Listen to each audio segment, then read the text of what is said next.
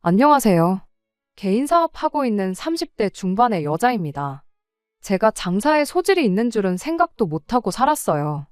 파는 것보다 사는 걸 좋아하는 사람이었거든요. 갖고 싶은 물건이 생기면 돈 얼마라도 아껴보고자 인터넷에서 하루 종일 가격 비교해가며 단돈 100원이라도 저렴하게 파는 곳 찾아서 물건을 사고 그랬습니다. 그러다가 나중에는 도매 사이트도 기웃거리게 되었고, 그 덕에 필요 없이 물건을 몇 개나 사야 하는 상황이 생기긴 했는데, 인터넷에 마음 맞는 사람들 모아 공동구매도 진행해보고, 이래저래 조금 더 싸게 물건을 구할 방법을 찾아 헤매던 게 수익으로 이어질 수 있다는 사실을 알게 되니, 문득 이런 생각이 들더라고요. 아예 제가 물건을 팔아보는 게 어떻겠나 하는 생각이요.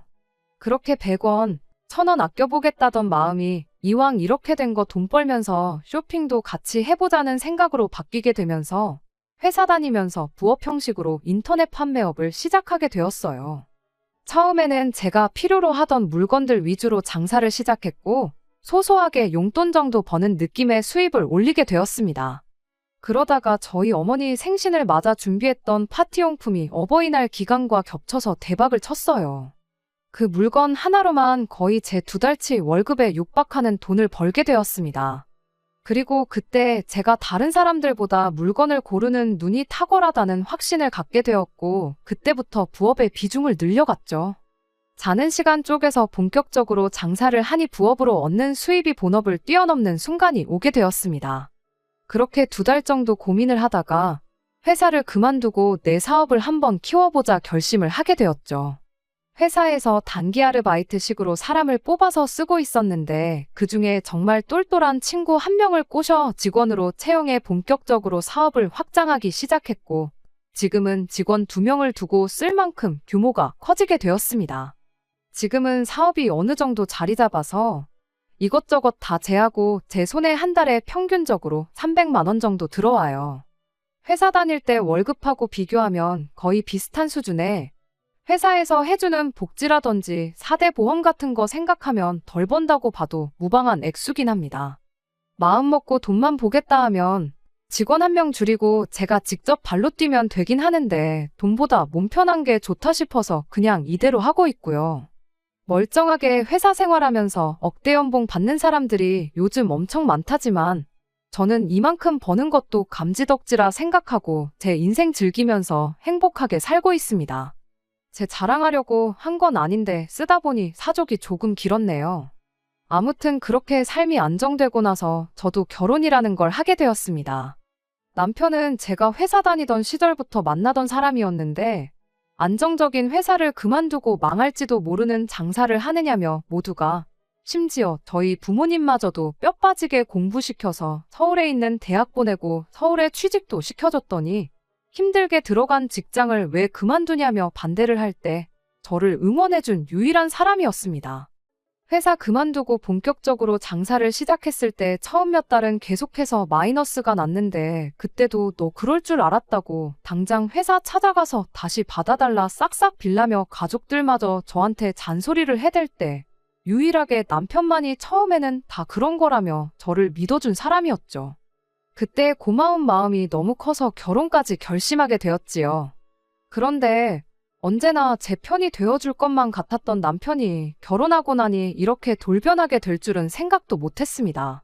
남편 아래로 여동생이 1명 있어요.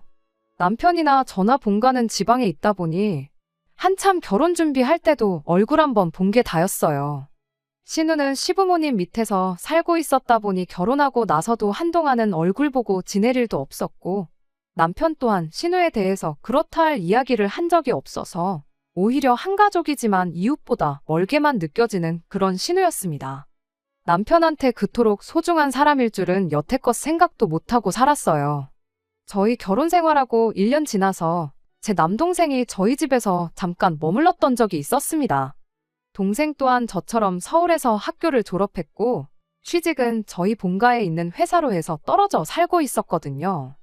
동생이 그쪽에서 직장 생활하면서 서울이 아니면 답이 없겠다는 생각을 했고 그렇게 이직 준비를 하다 결국 원하던 바를 이루게 되었어요. 그쪽에서 회사 생활하면서 벌어놓은 돈이 있다 보니 그 돈을 가지고 서울에서 지낼 곳을 찾고 있었는데 모처럼 싸게 구했다고 생각했던 집이 전세 사기에 연루되어 있는 집이라는 걸 다행히 계약 직전에 알게 되었습니다. 덕분에 당장 지낼 곳이 없어서 난감해하던 중 남편이 한 가족인데 돕는 게 당연한 거 아니겠냐며 흔쾌히 제 동생이 새로 지낼 곳을 찾을 때까지 저희 집에 머물게 해줬지요.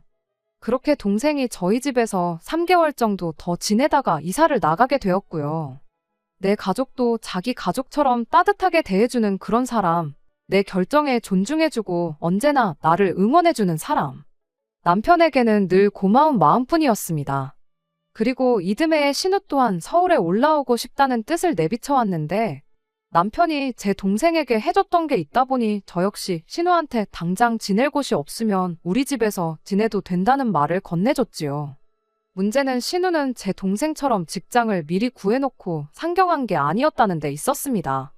그냥 무작정 서울에 올라왔던 거예요.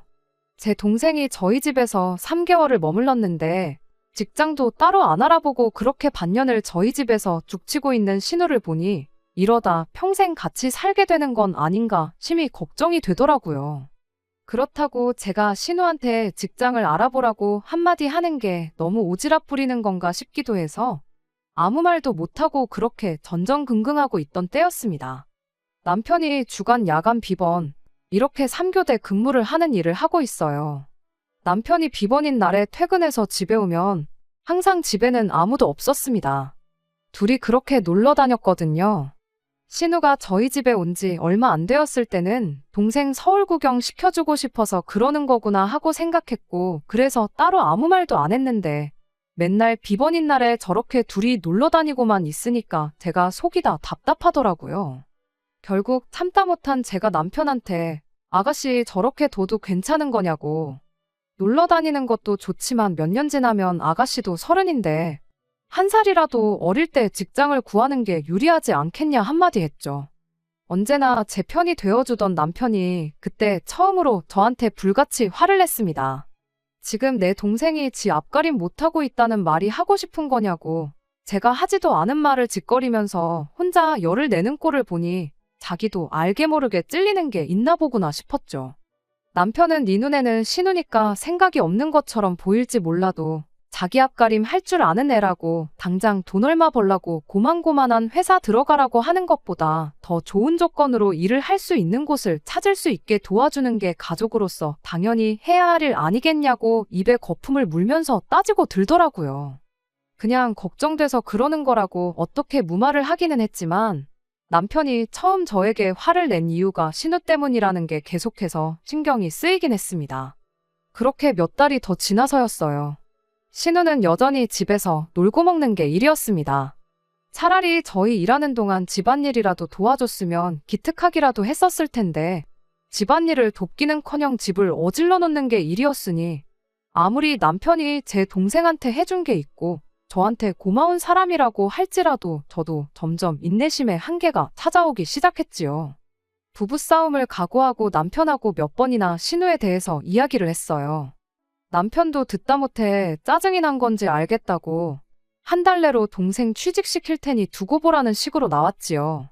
동생이 취직에 성공하면 내 동생 무시했던 거 자기들 둘 앞에 사과하라고 으름장까지 놓으면서요. 신우가 진짜 한 달 내로 멀쩡한 일자리 구해서 일을 시작하면 내가 진짜 무릎이라도 꿇어서 사과하겠다고 저도 맞불을 놓았습니다. 그 정도까지 하지 않으면 작심삼일이라고 며칠 안 지나서 흐지부지 될 수도 있겠다 싶어서 강하게 나갔던 거죠. 그리고 그렇게 한 달 반이 더 지났어요. 역시나 제 예상대로 한 달 반이 지났는데도 신우는 여전히 전업백수로서 저희 집을 지키는 일을 하고 있었죠. 약속한 시간이 한참 지났음에도 남편이 신우에 대한 이야기를 꺼내지 않고 있는 꼴을 보니 또 제가 언급하지 않으면 이대로 시간만 흐르겠거니 싶어서 아가씨 취직은 언제 되는 거냐고 또 한마디 꺼냈습니다. 그랬더니 남편이 그제서야 한다는 소리가 저보고 너무하다는 말을 꺼내더군요. 너는 네 사업하는 사장이면서 다른 사람도 아니고 가족이 일자리 못 구하고 있으면 데려다 쓸 생각을 해야 하는 게 맞는 거 아니냐면서요. 직원 2명 쓰고 내가 버는 돈이 한 달에 300이라고 사람 한 명 더 쓰면 월급이 더 나가야 되고 그렇게 되면 나는 한 달에 100만 원도 못 번다는 건데 아무리 가족이 좋다지만 내가 내 손해까지 보면서 신우 월급을 주는 게 맞냐고 따졌습니다. 그랬더니 남편이 그럼 직원을 하나 자르고 그 자리에 신우를 꽂아주면 되는 거 아니냐는 소리를 하더군요. 이 친구들이 나랑 이 일을 같이 한 세월이 몇 년인 줄은 아느냐고 서로 말 한마디 안 하고 눈만 마주쳐도 알아서 척척인 만큼 잘 맞는 사람들인데 그중 한 명을 자르고 아무 경력도 없는 신우를 그 자리에 꽂아주면 그건 그거대로 손해라고. 나는 내 사업에 지장을 줘가면서까지 신우 인생을 책임져줄 생각은 추호도 없다고 확실하게 제 뜻을 말했습니다. 그렇게 말하고 나니 남편도 더는 대답을 잇지 못하고 꿀먹은 벙어리가 되어버리더라고요. 하나같이 다 맞는 소리만 했으니 어떻게 보면 당연한 반응이기도 했지요.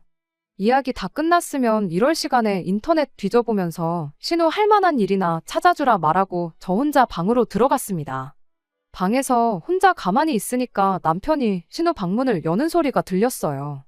일부러 방에 있는 신우한테까지 들리라고 큰 소리로 말했으니 이번에는 제대로 한마디 하려나 싶었는데 한 30분인가 지났나 남편이 벼랑간 방문을 열고 들어오더니 저보고 사업을 크게 확장할 생각이 없냐는 겁니다.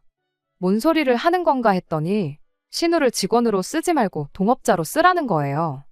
제가 인터넷 쇼핑몰을 가지고 있으니 거기에서 신우도 자기 물건을 팔 수 있게 여건을 마련해달라는 소리였지요. 뭔 소리를 하는가 했더니 보다시피 우리 동생이 예쁘고 스타일도 좋지 않냐고. 동생이 옷 같은 걸 보는 안목도 좋으니까 옷 장사도 같이 병행해서 하면 분명히 대박이 날 거라는 거예요. 내 사업에 대해서는 인터넷 판매업을 하는 거라는 거 말고는 눈꼽만치도 지식이 없으면서 짓거리는 걸 보니 기가 차더라고요.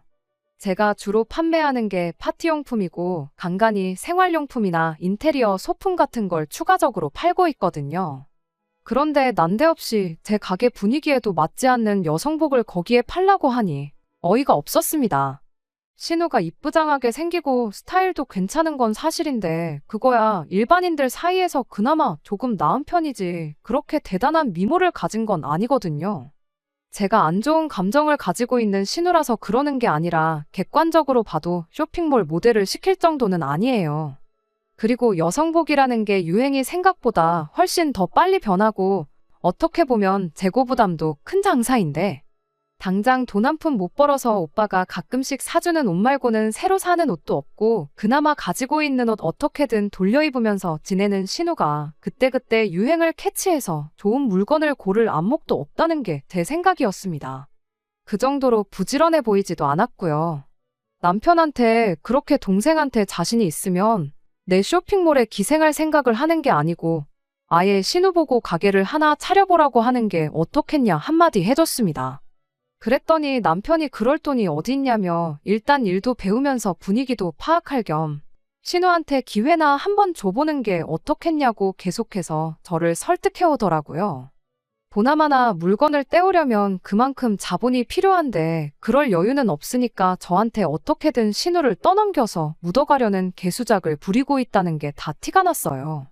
나는 뭐 내 장사 무자본으로 시작한 줄 아냐고 4년 회사 생활하면서 모은 돈 다 끌어다가 키운 가게다.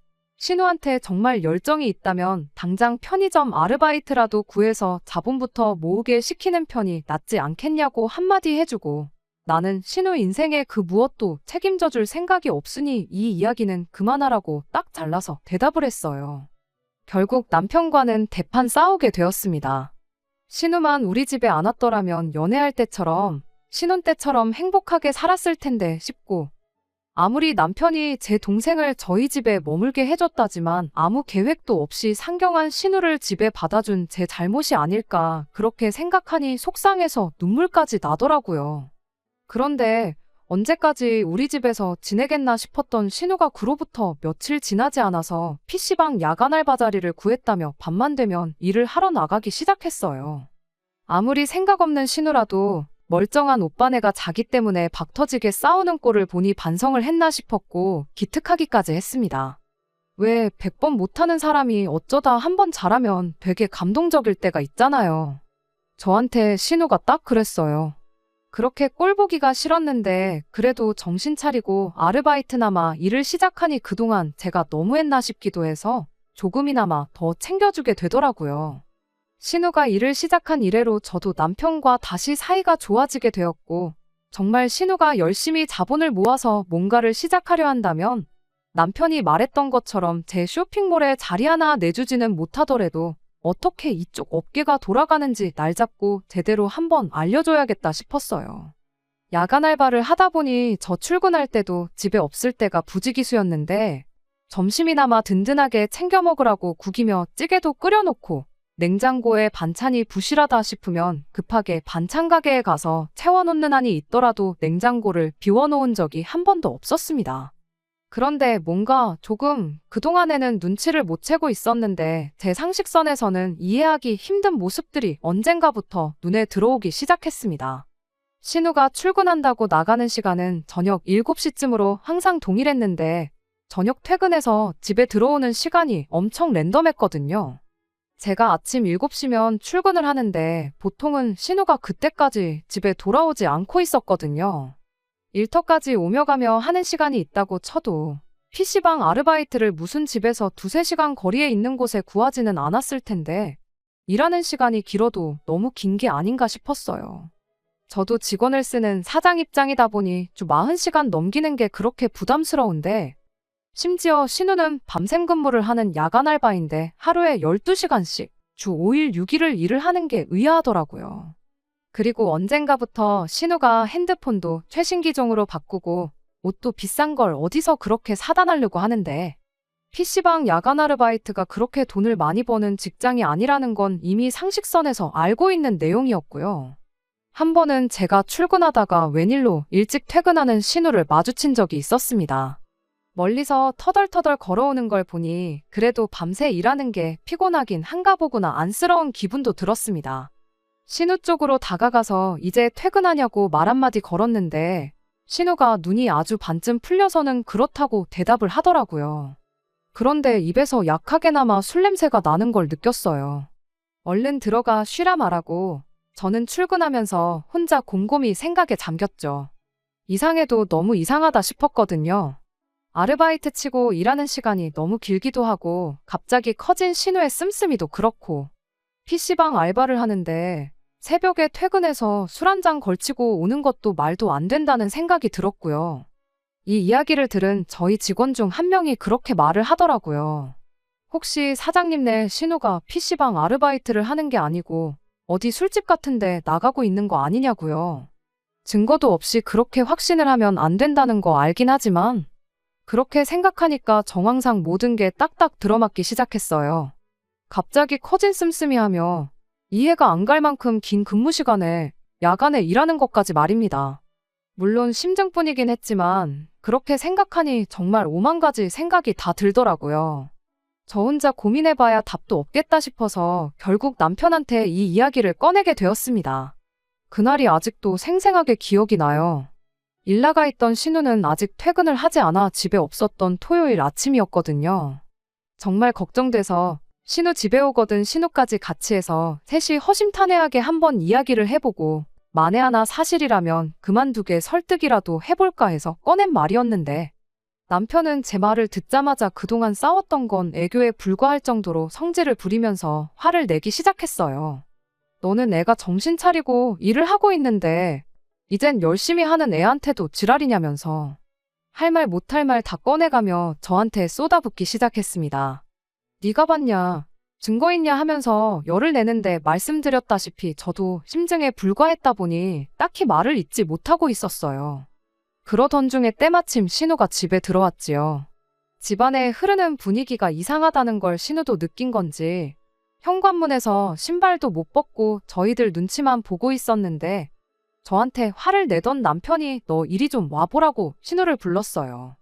그러고는 지금 이 사람이 네가 술집 나가서 일한다는 말도 안 되는 소리를 하고 있다고. 그러니까 너가 지금 얼마나 열심히 살고 있는지 네 새언니한테 제대로 한번 설명 좀 해주라는 말을 꺼냈습니다. 그런데 신우가 우물쭈물하면서 말을 못하더라고요. 신우가 정말 떳떳하다면 PC방에서 야간 알바하고 있다. 밤새 고생하고 왔는데 그게 무슨 소리냐 하고 저한테 화라도 냈을 텐데. 뭐 하나 시원하게 대답도 못하고 나중에 가서는 혼자 울먹거리기 시작했어요. 그러더니 자기는 피곤하니까 들어가 쉬겠다며 그 어떤 해명도 하지 않고 방으로 들어가 버렸습니다. 저는 그때 확신을 했죠. 꼭 술집이 아니더라도 신우가 뭔가 우리한테 말하기 힘든 그런 일을 하고 있다는 사실을요. 남편의 허탈한 표정을 보니 남편 또한 신우가 그런 일을 하고 있을 수도 있겠다는 생각이 들은 표정이었습니다. 그리고 그날 저녁 신우가 집을 나갔어요. 일어나자마자 짐을 싸기 시작하더니 이 집에서 더는 단 하루도 지내기 싫다면서 집을 나가겠다는 말을 꺼내더라고요. 남편이 나가긴 어딜 나가냐며 신우를 뜯어말렸고 저도 신우한테 어디 당장 지낼 곳이나 있냐고 그러지 말고 지금 무슨 상황인지 이야기 한번 해보자고 신우를 회유했지요. 신우는 저한테 어차피 언니는 내가 이 집에 지내는 거 싫어하지 않았냐고 1년 반 동안 속만 썩이는 애물단지가 나간다는데 언니한테는 잘된 일 아니냐며 더럽고 치사해서라도 내가 이 집에 다시 들어올 일은 없으니까 그러지 말라 한마디 소리를 지르더니 그 길로 현관문을 부서져라 닫아버리고는 집을 나가버렸습니다. 남편이 대번에 집 나가는 신우를 따라 나갔고 저는 아무것도 하지 못하고 그 상황을 그저 바라볼 수밖에 없었네요. 남편은 그날 집에 들어오지 않았어요. 다른 사람도 아니고 여동생 일인데 당연히 신우 지낼 곳을 확인하기 전까지는 집에 돌아올 수 없었겠지요. 다음 날인 일요일 저녁이 돼서야 집에 돌아왔는데 남편이 저한테 그런 차가운 표정을 지을 수 있는 사람인지 그날 처음 알았습니다.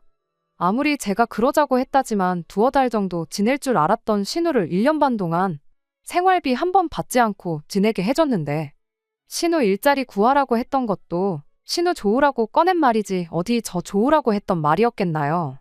말 맞다나 신우가 직장을 구한다고 한들 혼자 독립해 나갈 만큼 돈을 모으기 전까지는 저희 집에 계속 머물렀을 게 뻔한 사실이었는데 말입니다.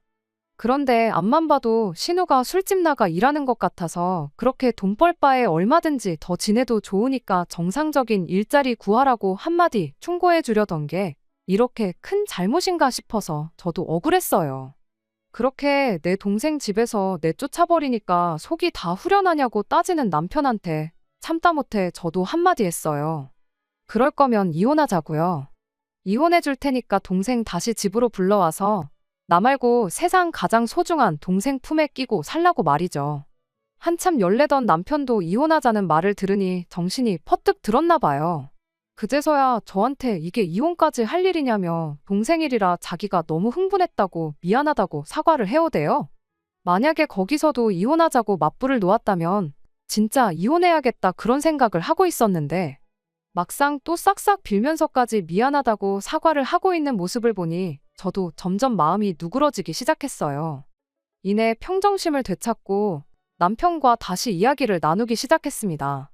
남편한테 신우가 무슨 이야기 안 하더냐 물어봤는데 남편이 답답한 표정으로 죽어도 무슨 일을 하고 있는지 말을 안 하더라 하면서 한숨을 쉬더라고요. 신우는 어디로 가 있느냐 물어본 질문에는 그간 일하면서 모아놓은 돈이 많아서 그걸로 방을 알아보겠다고 했다고 합니다. 그리고 방이 구해질 때까지는 일하면서 알게 된 친구 집에서 지낸다고 했다 하는데 신우가 일한 지가 몇 달 되지도 않았는데 모아놓은 돈이 상당하다고 하는 걸 보니 확실히 정상적인 일을 하고 있는 건 아니겠구나 싶었네요. 아무튼 남편 표정을 보아하니 제 입에서 그럼 신우가 집을 구할 때까지만이라도 우리 집에 있게 해주자는 말이 나왔으면 하는 얼굴이었는데 어떻게 나간 건데 괜히 거기서 착한 척 오지랖 부렸다가 다시 눌러앉을 수도 있는 일이고 저도 더는 신우 일을 가지고 남편과 소모전을 하고 싶지 않았기에 알면서도 그 말 한마디는 해주지 않았습니다. 아무튼 그렇게 드디어 신우가 저희 집에서 나가게 되었어요. 장장 1년 4개월이라는 긴 시간이었습니다. 한 두어 달 있다 가겠거니 생각했던 것 치고는 너무 길었죠. 이 집에서 신우만 빠지면 다시 모든 게 원래대로 돌아올 줄 알았는데 그게 아니었어요.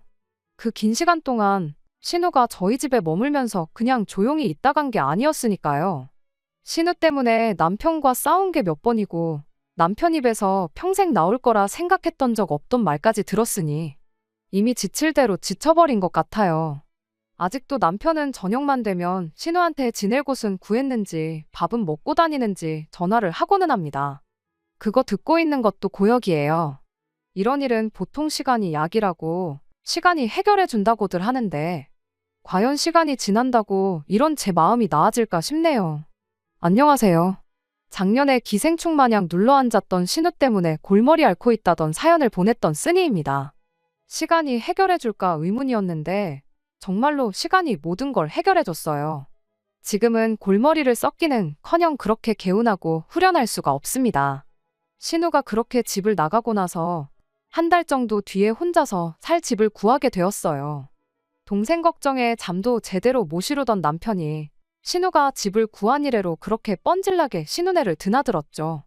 저랑 결혼하기 전까지만 해도 본가에 있는 신우와 거의 10년을 떨어져 지냈으면서 그렇게 걱정이 되느냐고 물어봤었는데 그때야 어머니 아버지랑 살았으니 괜찮았지만 지금은 내가 걔 보호자 아니겠냐고 하는데 어이가 없었습니다.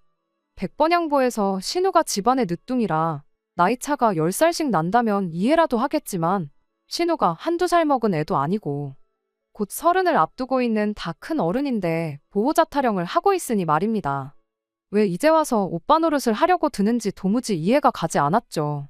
남편은 이미 제가 결혼 전에 알고 있던 항상 저를 위해 좋은 이야기만 해주던 그 사람이 아니었습니다.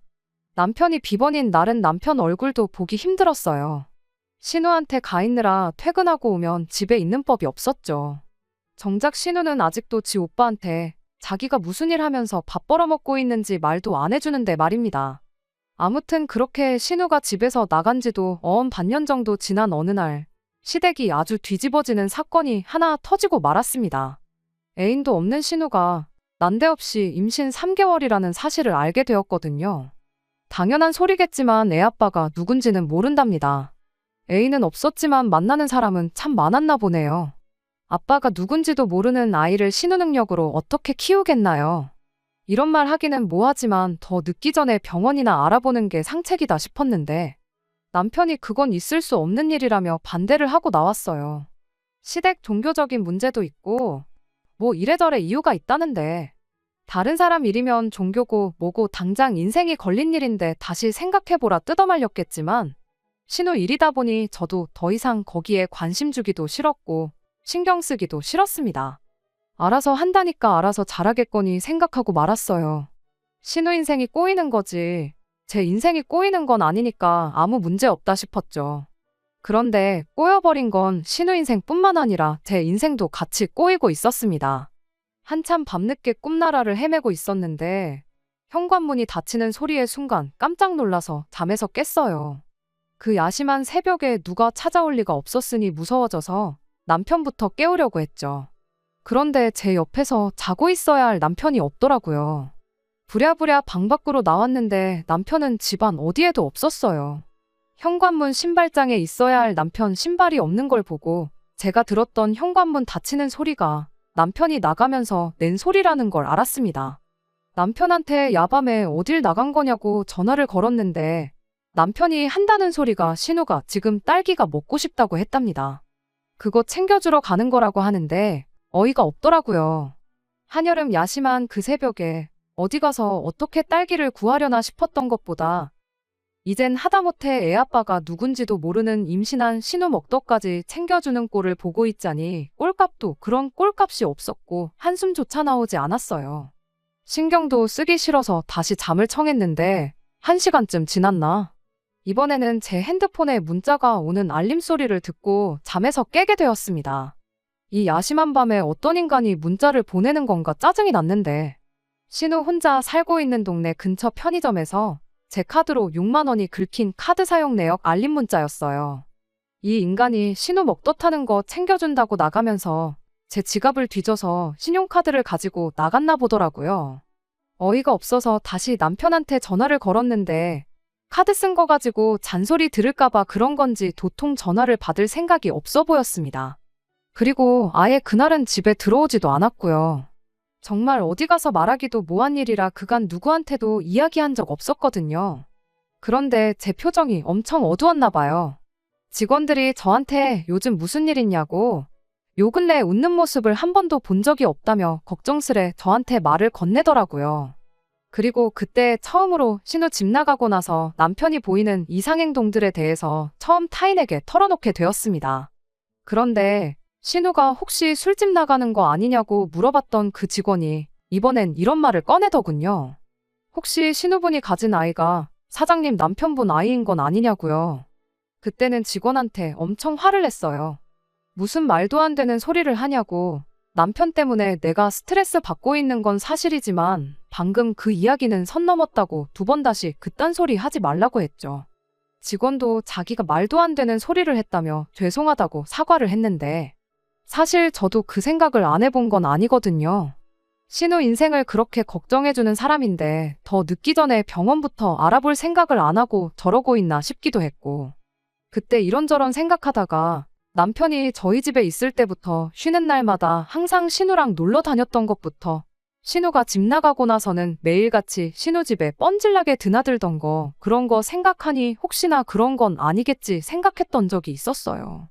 그런데 이젠 꼭두새벽에 신우 먹덧 하는 것까지 챙겨주러 나가는 꼴을 보니 정말 말도 안 되는 상상이었지만 머릿속에서 그 생각이 떠나질 않고 이대로 가다간 제가 신경쇠약에 걸리진 않을까 싶은 지경까지 이르게 되었습니다. 아무래도 안 되겠어서 이참에 아예 남편과 단판을 지어야겠다 생각했죠. 그리고 그날 퇴근하자마자 남편하고 이야기를 시작했죠. 남편한테 대놓고 신우 애아빠가 혹시 당신이냐 물어봤는데 남편이 무슨 미친 소리를 하고 있느냐고 개거품을 물기 시작했습니다. 아무리 신우가 싫어도 할 말이 있고 하면 안 되는 말이 있지 않냐고 제정신이냐고 따지고 들더라고요. 그런데 문득 이게 뭐라고 이걸 따지고 있는 제 꼴이 웃기지도 않는다는 생각이 들었어요. 그리고 그날 남편한테 이혼하자는 말을 다시 꺼내게 되었습니다. 남편은 또 이혼 이야기에 얼굴이 사색이 되어가지고는 동생 좀 챙겨줬다고 이혼까지 하는 건 말도 안 되지 않냐면서 그때 그날처럼 저한테 싹싹 빌기 시작했습니다. 그런데 그 모습을 보고도 그때처럼 쉽사리 제 마음이 풀리지 않는 걸 보니 이젠 진짜 이혼 말고는 답이 없겠다는 생각이 들더군요. 어차피 신우가 지금도 일을 하고 있는 건 아닐 테고 조만간 얼마 모아놓은 돈도 바닥을 보일 텐데 그때 신우 시부모님께 돌려보내고 앞으로 평생 신우를 안 보고 지낼 자신이 있느냐 물었더니 그 말에는 또 대답을 못하대요. 모르긴 몰라도 신우 돈 떨어지고 오갈 곳 없어지면 또 이 집으로 데려올 게 뻔하다 싶었고 그 꼴을 다시 볼 바에야 그냥 이혼하는 게 맞구나 하고 확신이 생겼습니다. 그렇게 남편하고는 이혼을 하게 되었어요. 남편은 끝까지 이혼만큼은 하지 말자고 매일같이 저한테 싹싹 빌었는데 소송까지 불사하겠다는 제 굳은 의지를 보고 인해 이혼 서류에 도장을 찍어줬습니다.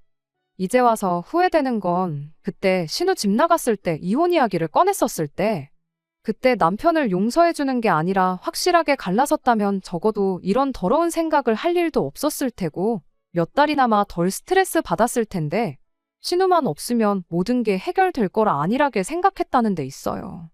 이혼하고 나면 당연히 남편이 신우네로 들어가던 새 집을 구해 신우랑 한 집에 같이 살던 할 줄 알았는데 막상 신우는 오빠가 애를 대신 키워줄 것도 아닌데 뭐하러 같이 살겠냐며 계약해놓은 집 남편한테 떠넘겨버리고 그 길로 홀랑시댁으로 내려가 버렸습니다. 그걸 보니 또 애아빠는 남편이 아니겠구나 싶기도 했네요. 뭐 이혼한 마당에 신우 애가 누구 애인지 이젠 중요하지도 않고 궁금하지도 않아요. 남편이 똥오줌도 못 가리고 지 마누라가 중요한지 지 동생이 중요한지 저울질하다가 자기 인생 스스로 망쳤다는 걸 깨닫고 잘못된 결정을 내린 자기 자신에게 평생을 후회하며 살았으면 참 좋겠습니다. 끝까지 들어주셔서 감사합니다. 오늘의 사연은 여기까지입니다. 구독과 좋아요, 알람 설정 부탁드리고 더 좋은 사연으로 다시 찾아뵙겠습니다. 감사합니다.